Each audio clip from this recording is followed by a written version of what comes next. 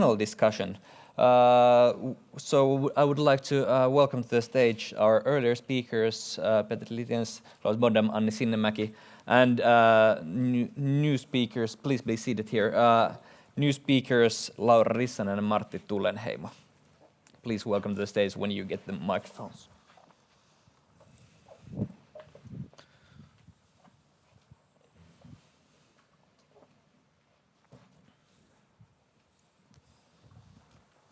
Welcome.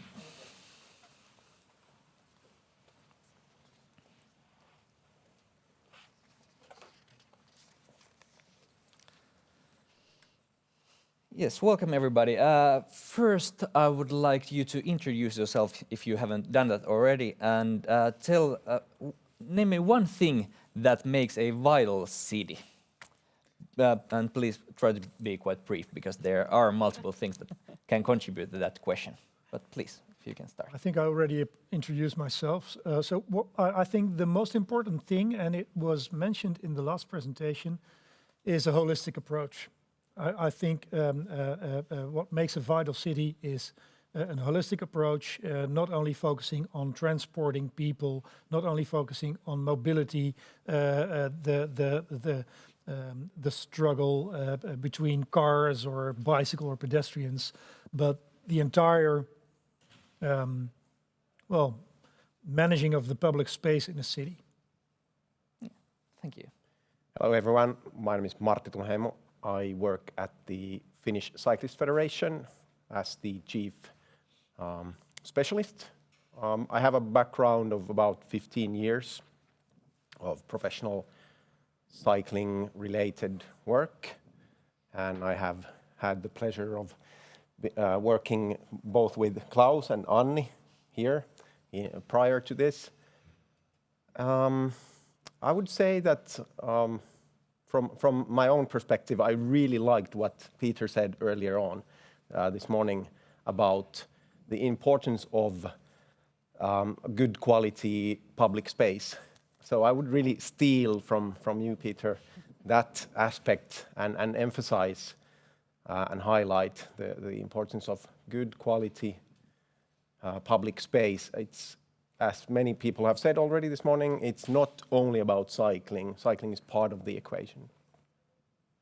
Thank you. Anni Sinnemäki. Thank you. I think I already introduced myself, and I certainly would go with Peter and Martti that I think it's about surprises and encounters in the end, that in the city, although you quite much live that you go places that are familiar to you and you meet people that are familiar to you, but somehow the thing is that you can also meet things and people, encounter things that you didn't expect, and sometimes even those encounters then can change the course of your life. Thank you. Please. Yeah, hi everyone, and a happy Wednesday morning to all of us. I guess it's still morning. I'm Laura Rissanen, I'm a city politician. I'm at the moment member of the board of urban environment that Anni chairs. I'm starting my second mandate on that board, but I have a 20-year background in Helsinki politics. For such a young person, I think that's impressive. And I'm also going to be, during this council period, a part of the Helsinki region transport, which is about all of our public transport. So cycling is obviously something that we'll be talking about a lot. And I also would like to steal this public space idea, but for me, the thing that makes a city vital is its people. And we need places to interact with each other, and these past 1.5 years have shown us how much we need each other and how much we need these interactions and also collisions between each other. So I'm looking forward to making Helsinki an even better place for all of our people. Thank you. To answer your question, I would say children and families are the ones that create a vitality in the city. To make sure that we create urban spaces where we can interact with each other, where we can have a dialogue with each other, where we can look each other into the eyes. But differences also create that vitality in the city, and I think that is definitely one of the challenges for a lot of European cities. I don't know about Helsinki, but that we are seeing cities increasingly segregating, make it impossible for young people or people with no big financial means, make it impossible for them to enter the housing market in the cities. Families, children, diversity in all its aspects is what creates. So this whole thing of being a business city, I mean, leave that to the Swedes. That was pitchy. That was a probably idea to think about. Thank you for your presentation. Yeah, inspirational. Yeah. Okay. Thank you. And maybe I would like to start with you, Peter. You started today by highlighting some things about what is important in cycling, and now you have been hearing about other presentations and what Helsinki has been doing, what is done in Handshake. Are there something that impressed you with this presentation? If you can name two. Well, I already mentioned that I read the Bicycle Action Plan, and that's why I said you're well on your way. The challenges you face in Helsinki when it comes to repairing the missing links in the network are about the same as the challenges a city as Amsterdam has. We're front runners, but nevertheless you can leapfrog. If you try to steal or borrow, I would say borrow the knowledge of other cities, a lot of other examples, then you can leapfrog. You can make giant steps, and I think you're on that point right now. So maybe you will succeed in a period of 10 years to 2031 in completing your network. And one of the things I noticed is that everybody in the world, except the Netherlands, you have one word for cycling, and it means it's for the leisure form of cycling, the stereotype of the strong man on his sporting bike, and it also is the same word for the everyday use of a bicycle by families or children. In the Netherlands, we have two words for those. Really?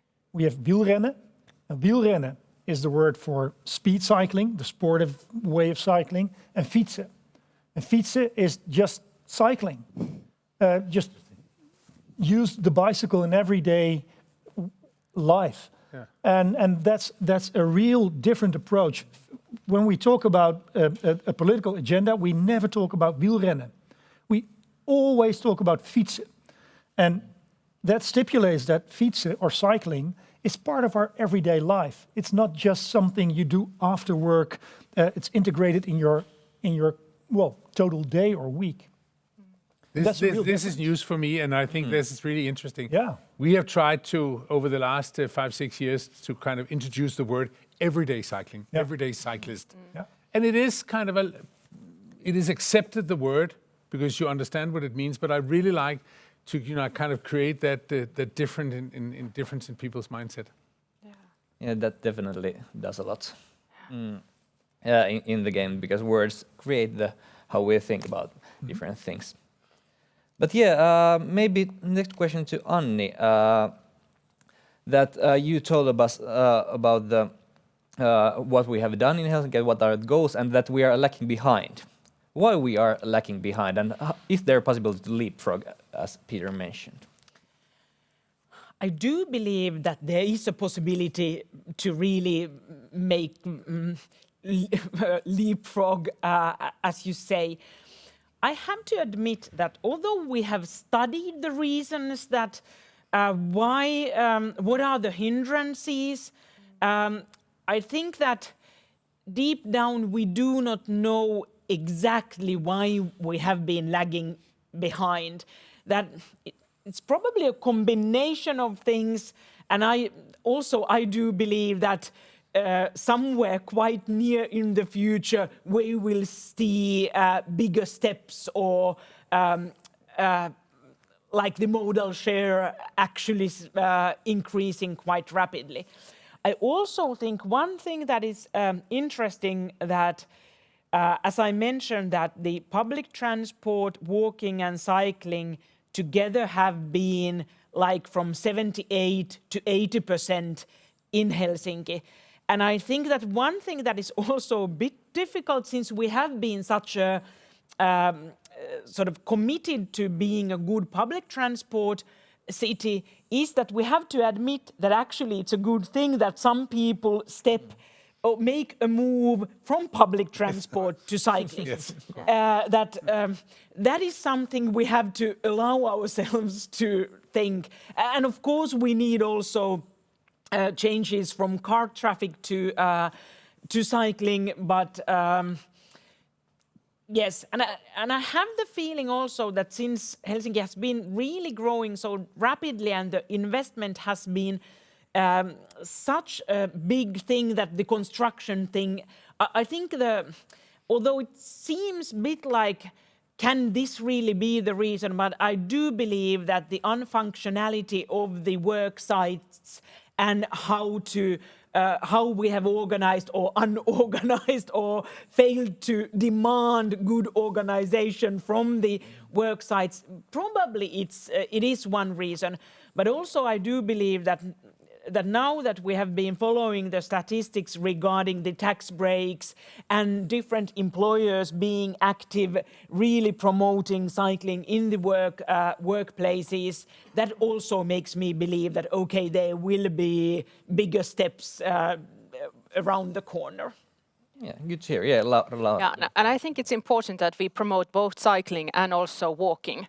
And I think you mentioned that you saw a lot of people walking here in Helsinki, and I think it's a very good thing. And this is something that we saw in the studies regarding last year with the pandemic, that people started to walk, and they really started to walk. And I have nothing against people walking. I walk myself a lot. I mean, I'm a 45-year-old woman who lives quite close to the city center. I've never owned a car, so I'm like the prototype of a person who should be cycling more, but I don't, because I walk everywhere. What has gotten me to use a bike a lot more is our city bike system, and I think that has been something that's been promoting the everyday cycling a lot in Helsinki. Our system has been internationally even very popular. It's taken even us politicians, I think, by surprise how popular it has been, and now it's available all over the city, and the next step should be making it a year-round thing. But this everyday cycling is something. I have an example. I have a niece who lives in Copenhagen who started school this fall, and I have a nephew who lives in Helsinki who started school this fall. And I just asked my brother and sister, how do they go to school? And my niece in Copenhagen, of course, she bikes. She's been biking since she was like 2 or 3 to daycare before that. And my nephew, who started school here in Helsinki, cannot bike to school because it's not allowed. The first graders are not allowed to take a bike or a scooter or whatever to school. So this is, I think there's still a lot to do with the attitudes and how we approach biking. And we need this, was it Fitsen? Yeah, I'm going to start using that word now. Yeah, we need a new word for. Why is it not allowed? Actually, schools are not allowed to forbid it, but it's embedded in many schools' culture that they make families to understand that first graders are not allowed. Yeah, because it's too dangerous, they think. And I mean, this is it's a suburb of Helsinki where I think it's basically, there are no cars in the way. I'm like, it is crazy. And this is what makes it then for families also, more difficult to promote cycling for the kids as well. And also in some cases in schoolyards where the bikes should be parked, there are the cars of the teachers. Yeah, right, okay. Yeah, Klaus. I think Laura has a very interesting point about bike share systems. Yeah. And I think that could actually be a topic also for kind of a European measurement. Because to be honest, our successes with bike, especially in the new system, has not really been very good. We've seen a lot of private companies coming into the market. but I have experienced your system that works very, very well. I've seen the Dublin system that works very, very well. And I think it could be interesting to, first of all, find out what works, what does not work, what should public authorities' role in this should be, because we also now have private companies that kind of provide that service. Is that an okay service that they provide? Is it a not okay service? What about the data? All these kind of things. But I really think that there's a subject there to kind of investigate. I mean, I know Lisbon, a lot of us are going to the Velocity in Lisbon. They're doing a really good bike share system also. So this whole European inter-exchange is extremely important. But I wanted to touch is one thing that we have a problem with in this, not only Copenhagen, but in Denmark, is that we see, and I think most of us here are plus 25. I'm not insulting anybody. Yeah, good. But we do see a drop in young people cycle. We have now to realize that if we want to communicate to younger generations, we have to communicate in a completely different way, because they have some agendas that some of us don't even have an idea of. And I think we have to, if we don't want to lose a young cycling generation or the next generation of cyclists, for them it's extremely important to be online, for example. Yeah. How do I appear? Am I a success? Is it Instagrammable? All these kind of things. And we really, and it's just a split of an action, and we have pushed them away. So I think it's something that we all, being plus 25, all of us, but working with this, I think it's going to be one of the bigger agendas for the next years on how do we communicate this, and especially with smaller cars having become cheaper and cheaper, I guess also in Finland.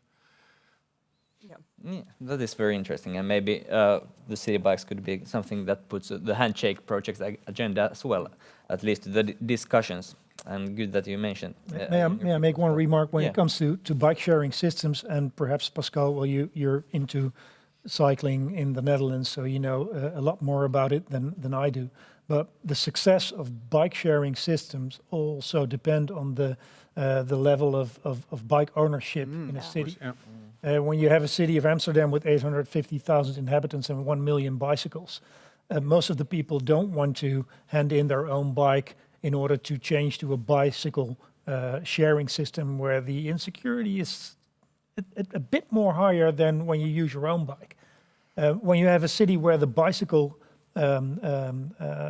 ownership is quite low, it's a real barrier to buy a bicycle, although you can get a 1,200 euro subsidy. But nevertheless, then a bicycle sharing system it can be a real solution. But you also see innovation in that field on what is available on the market. In Denmark, Dutch SwapFits has been an enormous success. Great. I don't know, it's not here yet. It's kind of a leasing service. It's up and coming. It's up and coming, good. But not yet here. Okay, it's huge in Denmark now. Okay. And in the Netherlands as well. Yeah, of course, yeah. Yeah, and Martti, you have been looking for a cyclist from a specialist point of view for a long time. How you think about how the vitality and cycling could be improved? Well, if I may touch a little bit the question that was asked prior, because these are interrelated.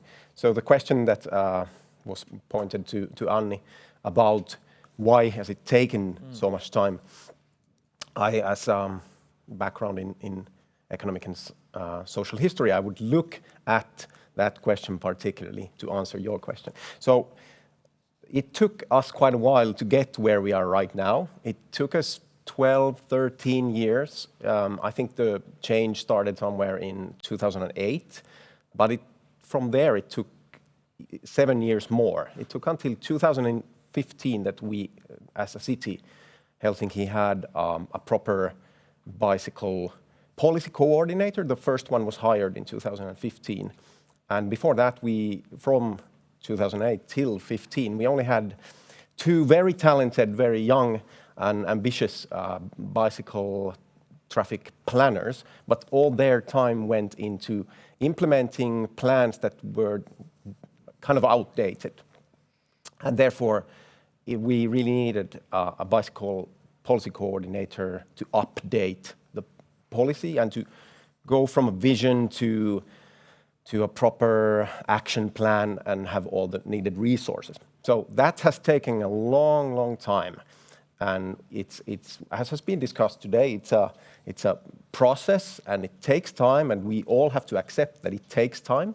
And as you said, it takes perseverance. And from there, we can jump back to your question. So what does cycling, what kind of a role does cycling play in the vitality of a city? Well, first of all, what kind of a city is a vital city? It is a city where the people living in the city are healthy, they live a healthy life, and therefore we can call it a vital city. And we need that kind of cities, not obviously just in Helsinki and within the context of the Handshake. I think in Helsinki, cycling is really one of keys in a ring of keys. So as we have discussed today already a lot, I think the question going back to the word vitality. So really, it's about space. It's about allocating space, taking some of the space back from the private cars that was sort of given to private cars the last few decades, and giving it back to its sort of real owners, the people. As Laura mentioned, the real owners of a city are its people.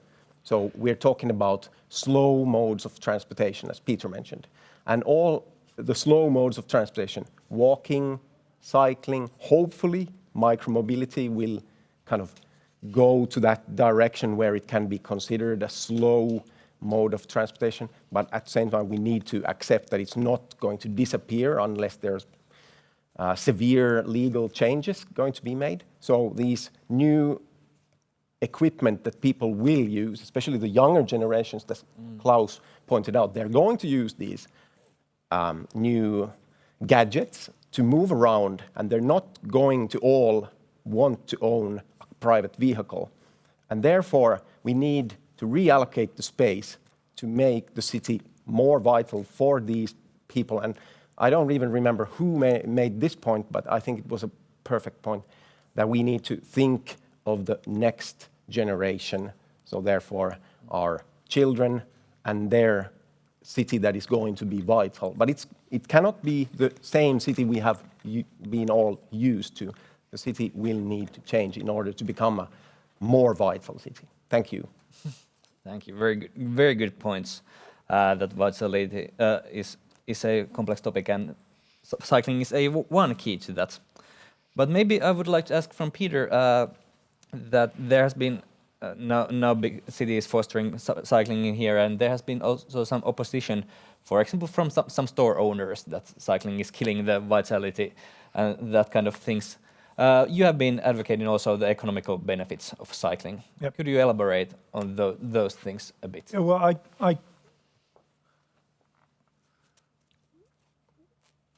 Anni, what you told me is that cycling, and what a lot of you mentioned, cycling is something, nobody is against cycling. Everybody is an advocate when it comes to cycling. But when it comes to changes, then it hurts, and people don't like change. And when they're faced with change, they make up their own reasons why they don't want to go with the change. And what we see everywhere where we try to cut off car traffic, cut out car traffic, and promote cycling and pedestrians, we hear store owners say that it's devastating for their business. And when you do a good analysis, you see that everywhere where the car traffic is taken out and the streets are designed more for pedestrians and bicycles, the revenues go up. Business is flourishing. So use a good analysis, facts and figures, to overcome the political or emotional differences and resistance. And there is something strange when it comes to,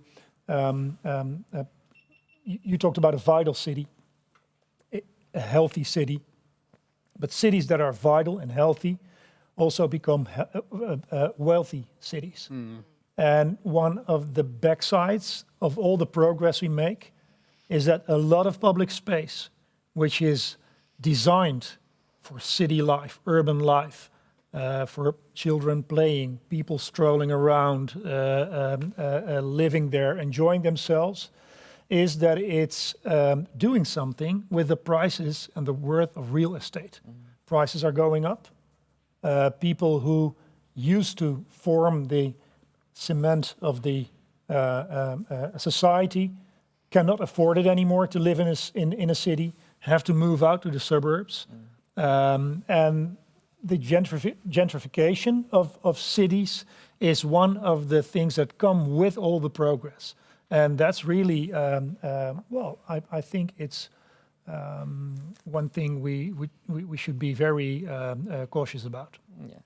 I'd like to next ask our politicians about this, so that how is this thing understood in Helsinki, because it's a continuous discussion that what does cycling mean to economic, especially from the store owners and other perspectives as well. Maybe if Laura can start. Yeah, I can start. I think that this is something that it's these are the easy questions and easy objectives that objections that come. I mean, now we've talked a lot about especially the center of Helsinki, how it hasn't been that lively, and there have been many stores that have been closing, and it's easy to find a scapegoat in saying that, hey, you can't find a parking space for your car, that's why you don't come to the city to do your business. And now all these bikers are taking away space from cars and from pedestrians. And we have to move away from this discussion that makes confrontations, and we have to try to find a way of talking about, I think, with less passion, in a sense. That we have to be practical, and I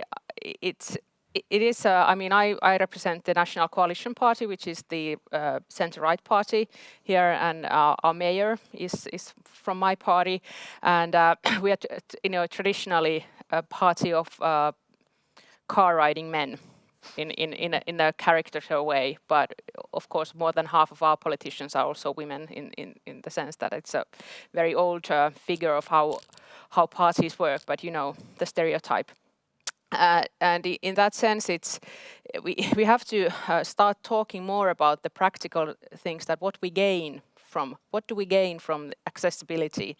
What are the pros of making the city more accessible to all, to bikers, to pedestrians, and also to those who drive their own cars, which is going to be a smaller minority in the future in that sense. But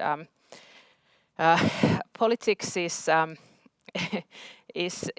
actually, it's very practical, as you former politicians know and we current politicians know, but it's easier to get headlines with these confrontations and saying that now, hey, she's going to ban all the cars from the city center. This is something that she's never been talking about, but this is how you make the headlines in this age of Instagram and Twitter and everything.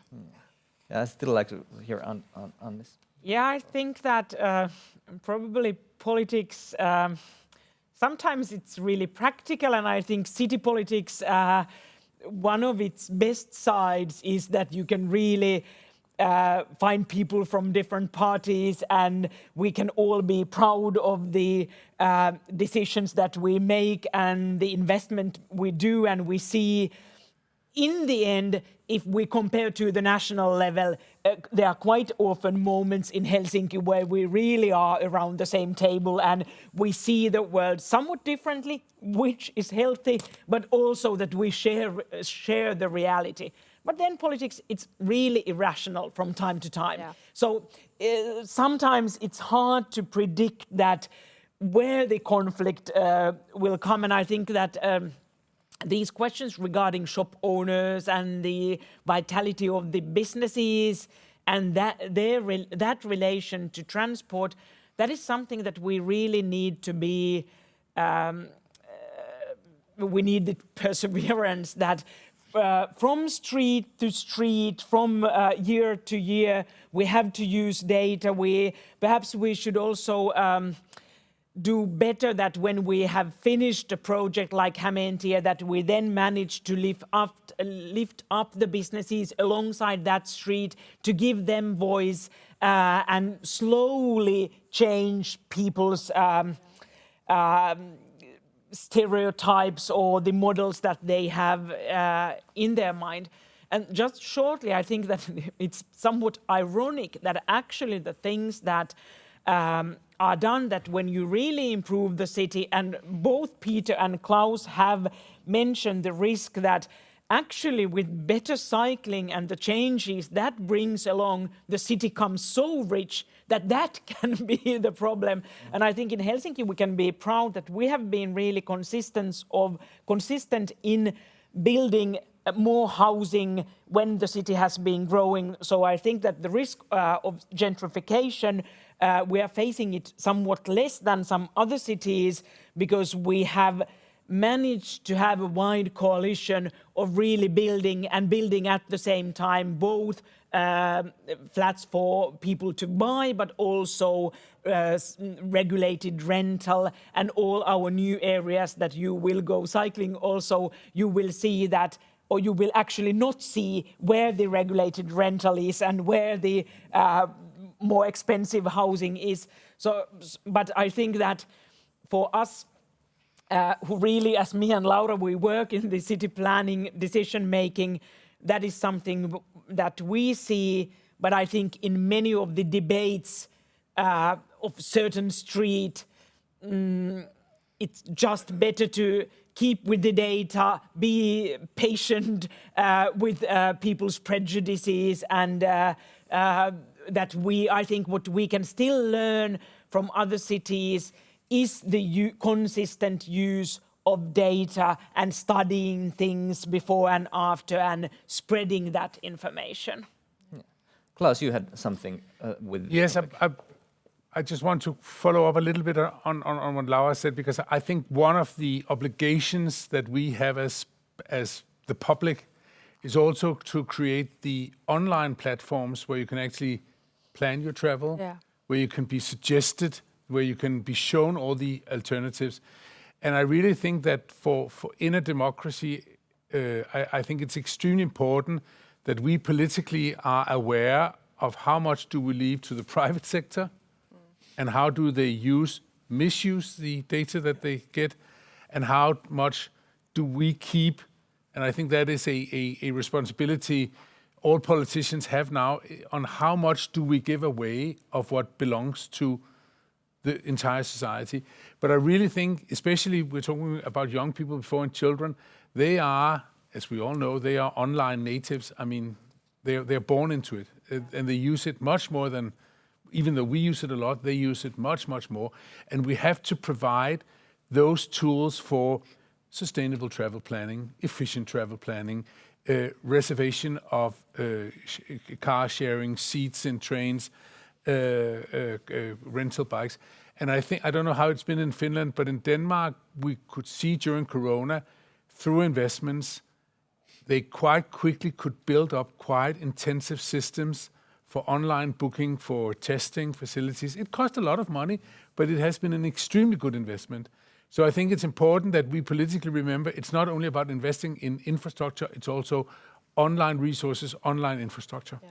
And also something that when I talk to my friends who bike, the complaint that I get a lot is that the information on bike lanes is seriously lacking. Yeah. So it's not only the online systems that you have to have in order, and those are not that good in Helsinki either. I mean, we have a very good for the public transport, and it's one of brilliant. The best of the world. It's really brilliant. You can find your way, but for biking, it's not that good. And then someone forgets that, hey, especially when we have construction sites, what are they? How do you go by it? Those. I mean, that information is something you need. I mean, if you have a bad experience biking to work, and it takes you a long time, you're not going to do it again. Or if you loses your way, Yeah. I mean, you won't do it Okay, again. And just one thing to add that is also is mentioned in our sub goals, and I think it also goes hand in hand with the question of public space and the meaning of it. That Helsinki, although climate change will affect our winters and not for the good, since it will be more dark and rainy and not as snowy as before, but we are a city where we have to take care of the maintenance. And I think that that is a big question, because in maintenance you have long traditions how it's been done, and it's one of the questions that the car lanes have been taken care of first. And that is also, we have to be really pushing the change in the maintenance, and that also comes to the public space, that in a place like Helsinki, when we are thinking of the public spaces and where do people stay in city, where do they stop, where do they meet, that we have to be able to build those places so that they are winter and November, that those months also, that whatever are the means, do you use covered structures or do you just enjoy the rain, or what do you do? But still, we have to take into account these different times of the year, because of course the investment that we do will be more beneficial if it's really used year around. Yeah. Yes. Martti. Thank you. I would just like to point or to emphasize the point that Anni made there. It's crucial from the advocacy side of the table to look into the investments that are made, that they're used year round, and also even during the time of the year when it's not winter, that the quality of the infrastructure being built is controlled, that the projects that get implemented and resources are being put into, that they are good quality. This is crucial. Good. And I would like to ask Martti also about that. We were talking about like marketing and cycling. That who would you like to see cycling in Helsinki more? That who would there be some kind of target for that? Well, from my own perspective, well, I'm a father of 3, so I would love to see my children cycling. Personally, it's very straightforward, and their friends. And to be honest, at this moment, Helsinki is not yet at the junction of history where this is possible for, let's say, a 7-year-old starting school life. It's tricky. There is a kind of a in the beginning of a kid's life, we spend 100% time together, cycle together. But at some point, there will be a time when the kid needs to go alone, and this is the most crucial group of people I would want to emphasize and see cycling. Okay, thank you very much for your discussion. Maybe we could take some questions from the audience. There was at least, I'll take first there and then here and then there.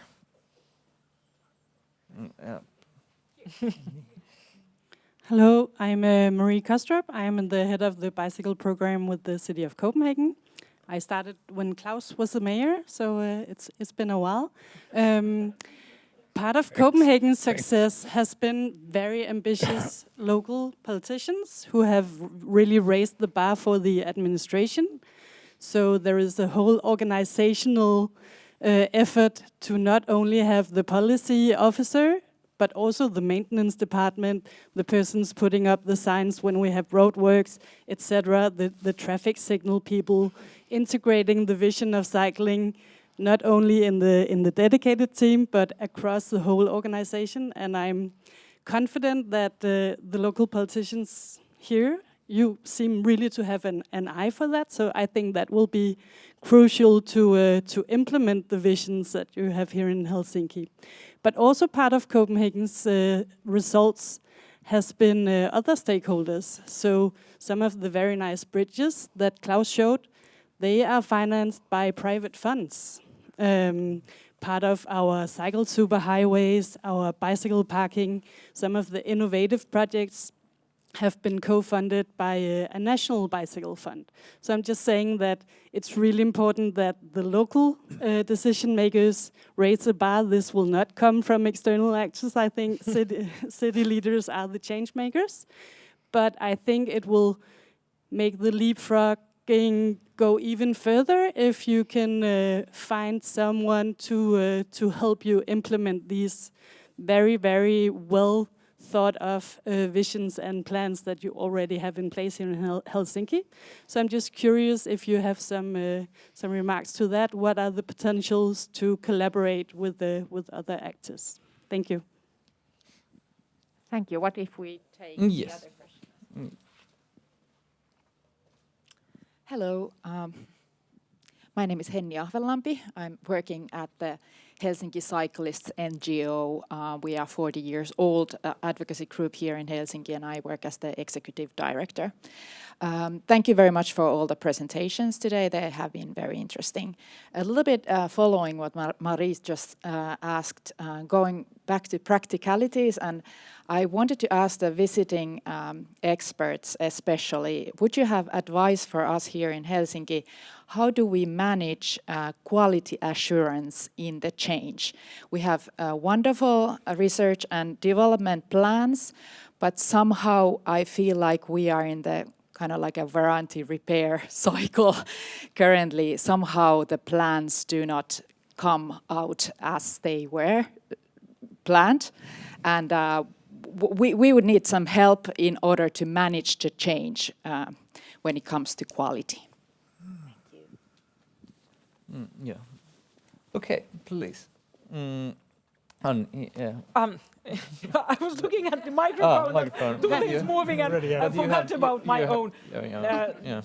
Just a few comments. I think like what Marie took up, and I think we are really in the middle of the that one of the efforts that we really have to make is the execution and the execution by all branches of government, and perhaps even quite much one could say the practical people who do the construction or finalization of the plans there in the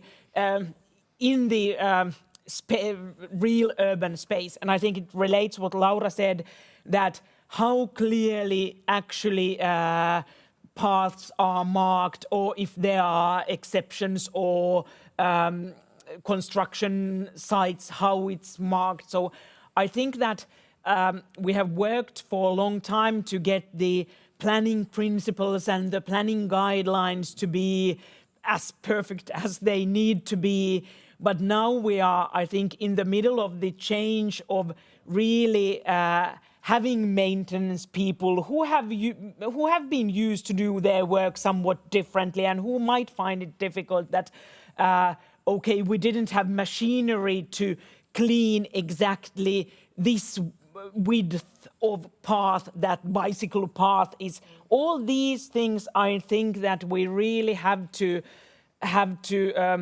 have the whole chain from the sort of political leadership that this is important, and we have targets to through to everyone who is working with these issues. That is, I feel that is one of the phases where we are at the moment, and where we have to work really carefully. And just shortly, I would say that certainly Helsinki, from all the public organizations, entities in whole of Finland, Helsinki is the one who is investing the most in cycling. Our budget has been roughly 20 million euros per year, past already some years. I think we could increase it a bit. I don't think that the need for increase is such a big, perhaps 25 could be something that would be suitable for next 4-6 years. And lately, the governmental funds have been increasing, and there are some projects like the tunnel and also the bicycle parking facility that will be done with the tunnel. but I think that it's probably has more meaning to cities that are smaller than us. Of course, we take all the government money that we can take, but I'm still, I would describe that we are, as the city of Helsinki, we are the biggest investor in cycling in the whole of Finland. Okay, thank you, Anni. And still, we are soon running out of time. So, but quick answers from our international visitors about the how to live up the plans and how to really How to make get the them quality you originally wanted. I think it's a matter of contracting. Contracting is a very complicated business, and when contracting, when inviting private parties to tender for a project, you should be aware that as a government, as a local government, that honest work deserves an honest price. So don't cut budgets. Be aware that when you want quality, you have to pay for it. That's one of the most important things you have to realize, I guess. Okay. Yeah, and Klaus, do you? To answer your question, and I think you elaborate a little bit on it, but have it really dropped down in the system. To make sure that the people who work with construction, with maintenance, that this is political important, but also let it drop out in other administrations of the city. I mean, I don't think it was very good to hear about a school that prohibits first graders from cycling. You're just like, could you maybe encourage them to kind of have a positive approach to this? Yeah. Maybe develop a mobility politic on the school. How can they influence you to make sure that it is a safe environment to cycle in? Instead of saying you cannot do this. So it's also about children. It's also about public health. And just to find one, I see that you have a lot of these shared roads with pedestrians and cyclists. More cyclists, stop it right away. I mean, and I think that should be your main priority. It's a bit like Berlin. It works if there's 1, 2, 3 cyclists, but if there's 15 cyclists, or you're basically using the pavement as the dustbin of mobility planning and put scooters, bicycle, pedestrians in there on that tiny space. Build segregated infrastructure. Full stop. Yeah, that's a good point. And still one last question from Reetta Putkonen. Thank you very much, and thank you for this seminar. My name is Reetta Putkonen. I'm the head of traffic and street planning service here in city of Helsinki. And first, I want to thank you, my group. Thank you, Henna. Thank you, Oskari. Amazing job for both of you. I'm very proud of you. Good job. And then for the topic. I want to get back to the vitality and especially the companies and maybe their representatives like jumpers. We know that no one actually say that we shouldn't improve the bike and the infrastructure for bike. But like you mentioned, when we need to make choices how to use the street the public space. How do we reallocate the street infrastructure? There are different opinions about it. And when we talk about car lane or parking place, and should we change them to have more space for pedestrian, more space for bikers, there comes these opinions that it is not good for the companies, it is not good for the business. And although we have all the numbers, we have studied that we have told everyone that in the centrum of Helsinki, there are marketplaces that only 8% of their money comes from those who come to the city centrum by car. Only 8%. And 92% of the money comes from other people who come by walking, biking, or public transportation. And still, everyone thinks that the vitality of the city centrum comes by the parking places. So the numbers are done, and we've been telling them to everyone, and still the normal attitude is about the parking places. So I don't think it is only the numbers. Of course, we need to have the facts right, but I've been thinking that maybe it is about the people and their how they think about things. Like for youngsters, my children are now 15 and 12, and they are all about Instagram. They are all about, is it easy for them? So how do we actually influence for companies, and especially the traditional companies, that they think so much about the parking places and not so much about the people, which I think is important. And so how do we shift the change of thinking? That's my question. Thank you. Oh, it's an easy question. Easy question. Yeah. Sometimes you cannot change the way people think about it, and it's not only a rational problem with rational solutions. Emotions are also in place. So I think there the strategy you talked about comes inside. You need a supported strategy with a solid political support. And when you have a solid political support and a strategy in which you pointed out what kind of city do we want Helsinki to be, then that's the departure point. And you can always come back to that departure point when you make choices, you explain them because you have a strategy, you have a starting point, you have a vision of what your city will be. People who are opposed to your plans, to the beautiful plans, you will hear them. People who are in favor of your plans, you won't. You won't hear them.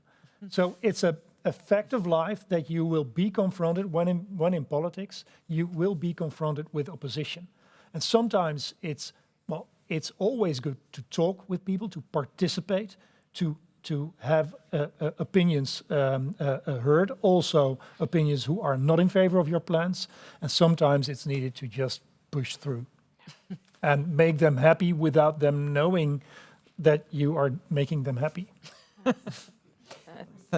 Yeah. Really good answer. I think that you have to have the ability to execute sometimes, even if there's opposition. But then I also would come to the question of role models and perhaps iconic projects. I think we talked with Laura back there that an iconic bridge or an iconic project, that a tunnel cannot be it because it's not beautiful enough. That is something I think I got some inspiration here that although we have been thinking of it, but I think it's something we should take into account. And I think we also our new mayor Juhana, who really for him it's personally he rides a bike. It is something I think we will probably enjoy this council period, that we have a really leading figure in the city politics for whom cycling is really important. Also because, Annie, you have a very strong history of design and especially architecture in Finland. Yeah. I mean, it is something that I do believe that the Finns understand the importance of good design and especially also strong architecture. Okay. Exactly. Yeah, still super short with Martti, and then we... Yeah, I would just like to agree with all that has been said. We live in a democracy, so therefore we do need leadership, and there will be opposition. But when it comes to these iconic projects, we already have them in Helsinki as well. The Baana concept, which is the superhighway in Finnish. And once those projects get implemented, people start using them, and slowly over the years it will pour in the support. Thank you. Okay, thank you very much for this discussion. There was a lot food for thought, at least, and maybe try to recap something. There was that cities are about people and the vitality is about people as well. So the public space should be allocated accordingly to that. And cycling is one key in the chain of making cities vital. And then that when you are making the investments for cycling, then they have to be done properly and also maintained in a way that people can really use them. And then there was a lot of good discussion, which is necessarily not that often talked about, that we need the data from project, what we need also like marketing for cycling, and then we need also information both online and on site, that how things work, that it is also important part of that. And then we shouldn't forget young people, and especially not children. And I think the cross administrative context about how to make children cycle was a good point. But thank you very much. This was the end of this morning session, and